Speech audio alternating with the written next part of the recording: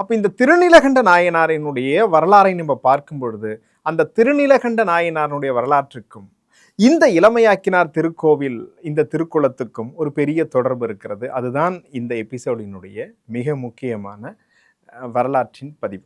திருநீலகண்ட நாயனார் தில்லையில ஒரு குயவர் இனத்தை சார்ந்தவர். அவர் குயவர் குலத்தை சார்ந்தவர். அவர் மண்ணாலான பாண்டங்களை செய்து அதை விற்பனை செய்து அந்த வருமானத்துல தன்னுடைய ஜீவிதத்தை நடத்தி கொண்டிருப்பவர். சரி, இந்த திருநீலகண்டருக்கு திருமணம் ஆயிடுச்சு. திருமணம் ஆயிட்டு இல்லறம் போய்கிட்டே இருக்கு.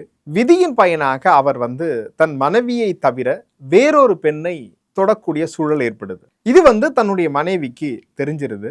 அப்படி தெரிஞ்சிட்ட பிறகு மனைவி தன்னுடைய கணவனை பார்த்து, திருநீலகண்டம் சாட்சியாக இனி நீ என்னை தொடக்கூடாது அப்படின்னு தன்னுடைய கணவருக்கு ஒரு சத்தியத்தை செய்து விடுகிறார். அப்போ திருநீலகண்டம் சாட்சியாக நீ என்னை தொடக்கூடாது அப்படின்னு அவங்க சொல்லிட்ட பிறகு இவரும் திருநீலகண்டம் சாட்சியாக நான் தொடமாட்டேன் அப்படின்னு திருநீலகண்டத்தின் மீதான ஒரு சத்தியத்தை அவர் பண்ணிடுறார்.